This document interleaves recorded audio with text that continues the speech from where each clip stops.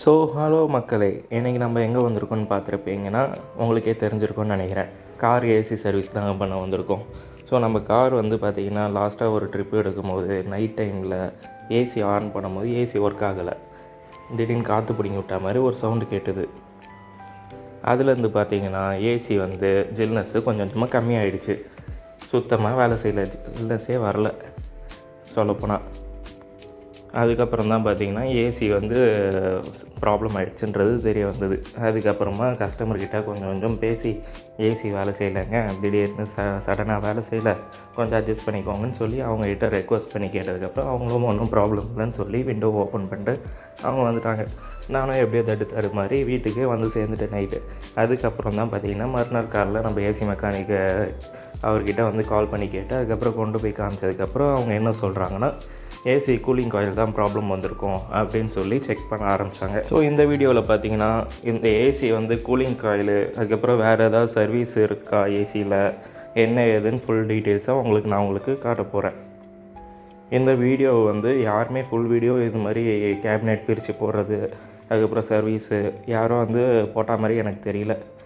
அதனால் நம்ம வந்து இந்த ஃபுல் வீடியோவை நம்ம போடலான்ட்டு ஒரு ஐடியாவில் போட்டிருக்கேன். முடிஞ்ச அளவுக்கு வீடியோ வந்து சின்னதாக மேக் பண்ணியிருக்கேன், கொஞ்சம் ஃபாஸ்ட்டாக மூவ் பண்ணுற மாதிரி.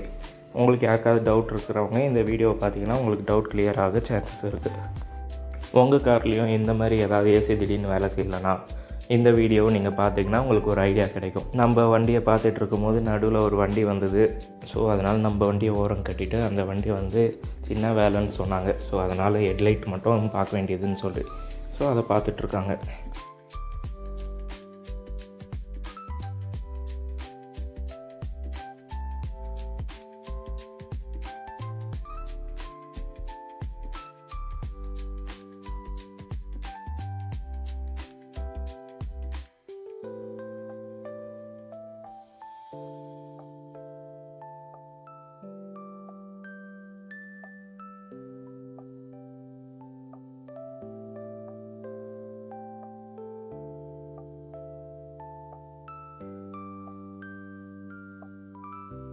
அப்படியே பார்த்தீங்கன்னா உங்களுக்கே தெரியும், கொஞ்சம் கொஞ்சமாக எல்லாத்தையும் ரிமூவ் பண்ணிக்கிட்டே இருக்காங்க. ஒயரிங்லேருந்து எல்லாமே ப்ராப்பராக எல்லாமே ஒன் பை ஒன்னாக ரிமூவ் பண்ணிட்டு கேபினெட்டை ரிமூவ் பண்ண போகிறாங்க. கேபினெட் ஃபுல்லாகவே ரிமூவ் பண்ணி வச்சுங்க. இப்போ வந்து கூலிங் காயில் தான் ரிமூவ் பண்ண போகிறாங்க.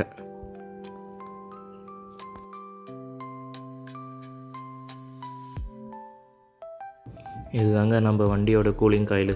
எந்த அளவுக்கு ஃபுல்லாக டஸ்ட் அடித்து ஃபுல்லாக சேறு மாதிரி ஆகிட்டுருக்கு பாருங்கள். அதனால தான் வந்து ஏசி ஜில்னஸும் கம்மியாகும் இதனால். அப்புறம் பார்த்திங்கன்னா ப்ளோயர் மோட்டர்லாம் ஃபுல்லாகவே தொடச்சி க்ளீன் பண்ணிகிட்ருக்காங்க. டஸ்ட்டு எவ்வளோ டஸ்ட்டு பாருங்கள். ஆனால் இந்த மாதிரி வந்து மற்ற சர்வீஸ் சென்டரில் பண்ணுவாங்களா என்னன்னு தெரியல. இந்த மாதிரி ஃபுல்லாக ப்ளோயர்லேருந்து எல்லாமே க்ளீன் பண்ணுறது, ப்ரஷ் வச்சு சோப்பு வச்சு எல்லாமே க்ளீன் பண்ணி பக்காவாக பண்ணிகிட்ருக்காங்க.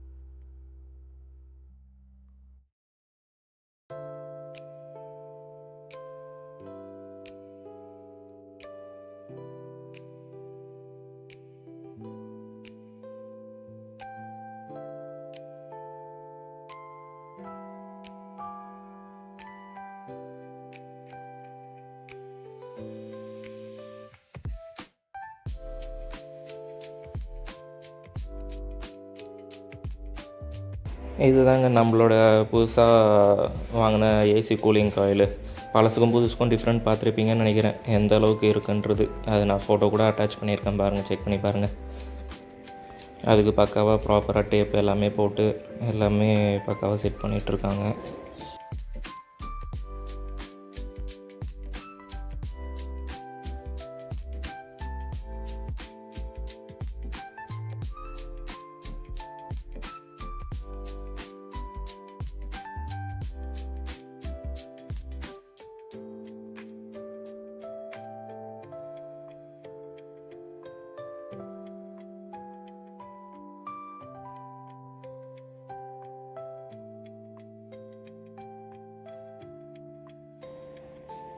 அதை சுற்றி ஸ்பான்ச்லாம் போட்டு ஃபிக்ஸ் பண்ணிட்டாங்க. இப்போ வந்து அந்த ஹீட்டரோட கம்ப்ரஸரோ ஏதோ ஒன்று அதையும் வந்து க்ளீன் பண்ணி போட்டுட்ருக்காங்க. பட் ஆனால் பார்த்திங்கன்னா அது ஒர்க் ஆகாது. பட் ஆனால் அதுக்குமே பார்த்திங்கன்னா ஸ்பான்ச்லாம் போட்டு பக்காவாக ஃபிக்ஸ் பண்ணிகிட்ருக்காங்க.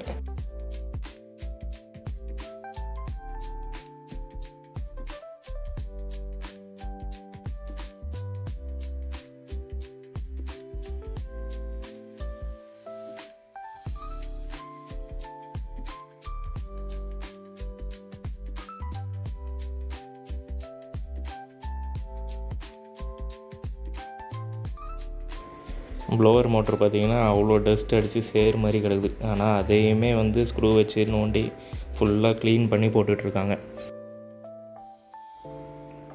கூலிங் காயிலு, ஹீட்ரு கண்டென்சர் எல்லாமே ஃபிக்ஸ் பண்ணிட்டாங்க டோட்டலாக அந்த இதில் ப்ளோயரில் போட்டு ஃபுல்லாக ஸ்பான்ஸ்லாம் ஒட்டிகிட்ருக்காங்க. பாருங்கள், பக்காவாக ஒட்டிகிட்ருக்காங்க.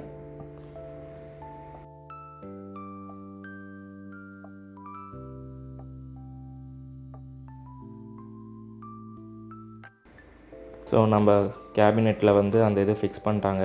உள்ளே ஏற்றி நல்லா ஃபிக்ஸ் பண்ணிகிட்ருக்காங்க. இப்போ எல்லாமே வந்து ஃபுல்லாக ஒயரிங் ஒர்க்கு எல்லாமே பண்ணுவாங்க. அதுக்கு முன்னாடி வந்து ஏசி லீக்கேஜ் ஏதாவது இருக்கா என்ன ஏதுன்னு செக் பண்ணுறாங்க. நம்ம ரிமூவ் பண்ண வந்து ஸ்டேரிங் பாக்ஸையும் பாருங்கள், டோட்டலாக ஸ்டேரிங் வந்து ஃபுல்லாகவே தொடச்சி க்ளீன் பண்ணிகிட்ருக்கான் பாக்ஸுன்ட்டு. ஸோ இந்த மாதிரி ஒவ்வொரு பார்ட்டுமே வந்து நல்லா தொடச்சி க்ளீன் பண்ணியே போடுறாங்க. கிட்டத்தட்ட இதுவாக வெளியில் கொடுத்துருந்தா அவங்க சும்மா ஏர் வச்சு அடிச்சிருப்பாங்கன்னு நினைக்கிறேன். பார்த்திங்கன்னா எல்லாமே ஃபிக்ஸ் பண்ணிட்டாங்க. ஃபிக்ஸ் பண்ணிவிட்டு ஏசி இது கேஸ்லாம் ஃபில் பண்ணி பார்த்தாச்சு. பட் ஆனால் பார்த்திங்கன்னா கூலிங் காயில் வந்து போட்டுமே வந்து லீக்கேஜ் இருந்திருக்கு. ஸோ எல்லாத்தையும் சிங்கிளாக எல்லாத்தையும் கண்டென்சர்லேருந்து தனித்தனியாக செக் பண்ணி பார்த்ததில் கம்ப்ரஸர் மட்டும் லீக் இருக்குங்க. அது ஏன் வெளியில் தெரிலனா சவுண்டு கூட ஒன்றுமே கேட்கல. கம்ப்ரஸரே கழட்டி அதுக்கப்புறமா அதுக்குன்னு கேஸ் ஏற்றி பார்த்ததுக்கப்புறம் தான் தெரிஞ்சுது அதில் பபுள்ஸ் வருது. ஸோ அந்த இதில் வந்து லீக் இருக்குன்றது தெரிஞ்சுது. அதுக்கப்புறம் பார்த்திங்கன்னா அண்ணனே வந்து ரெஃபர் பண்ணி விட்டார் அவருக்கு தெரிஞ்ச கம்ப்ரஸர் சர்வீஸ் கடையில். அதுக்கப்புறம் அங்கே கொண்டு போய் கொடுத்து அதுக்கப்புறமா அங்கே சர்வீஸ்க்கு கொடுத்துட்டோம் நம்ம.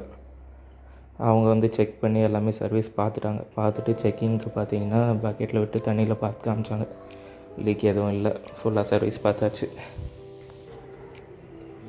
சர்வீஸ் அதுக்கப்புறமா அவங்க ஆன் பண்ணி செக் பண்ணியும் காமிச்சிட்டாங்க. அந்த கரண்ட் சப்ளை வச்சு செக் பண்ணி காமிச்சாங்க வேலை செய்யுது எல்லாமே பக்காவாக இருக்குன்னு சொல்லி. அங்கே ஒரு குட்டி பையன் இருக்கான் பார்த்திங்களா, அவன் வந்து தான் அந்த கடைக்கு வேலைக்கு வந்திருக்கான். அதுவுமே பார்த்திங்கன்னா அவங்க மாமாவோட கடை தான் அது.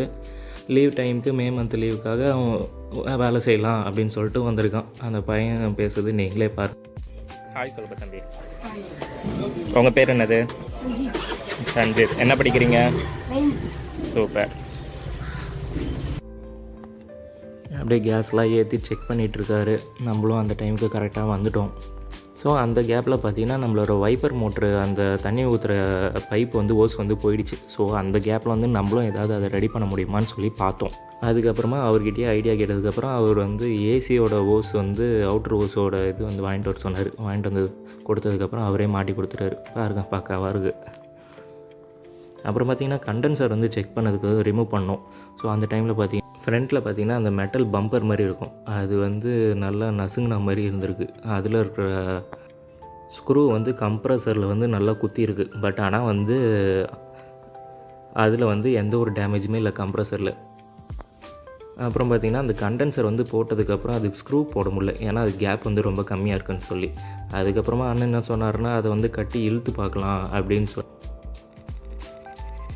கட்டி இழுத்ததில் பார்த்திங்கன்னா ஓரளவுக்கு கொஞ்சம் கேப் வந்துடுச்சு. நடுவில் வந்து கயிறும் கட் ஆகிடுச்சு. அப்புறம் பார்த்திங்கன்னா ஏசி கேஸ் வந்து செக் பண்ணி பார்த்தாச்சு போட்டு. அதுக்கப்புறமா எந்த ஒரு லீக்குமே இல்லை. ஸோ அதுக்கப்புறமா ஏசி வந்து சில்னஸ்க்கான அந்த லோ ப்ரெஷர் ஹை ப்ரெஷர் எல்லாத்தையும் வந்து போட ஆரம்பிச்சிட்டாங்க.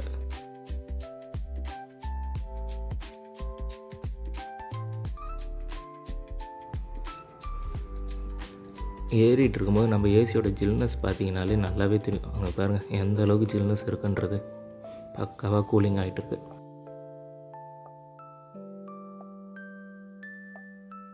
அப்புறம் பார்த்திங்கன்னா ஒயர்லாம் ரீகனெக்ட் பண்ணிகிட்ருக்காங்க. எல்லாமே போட்டு எல்லாமே ஃபிக்ஸ் பண்ணிகிட்ருக்காங்க பக்காவாக.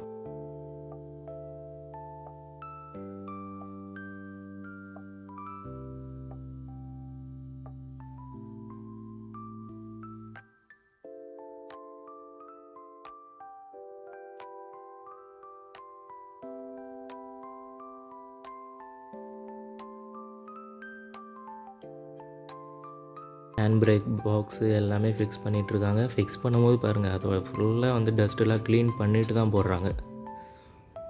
ஆனால் மற்ற சர்வீஸில் வந்து கண்டிப்பாக எனக்கு தெரிஞ்சு நான் இதுக்கு முன்னாடி சாண்ட்ரோ வச்சுருந்தேன். அதுவுமே வந்து சர்வீஸ் கொடுக்கும்போது இந்த அளவுக்கு க்ளீன் பண்ண மாதிரியே தெரியல. அப்படியே அந்த டஸ்ட்லாம் அப்படியே தான் இருந்தது.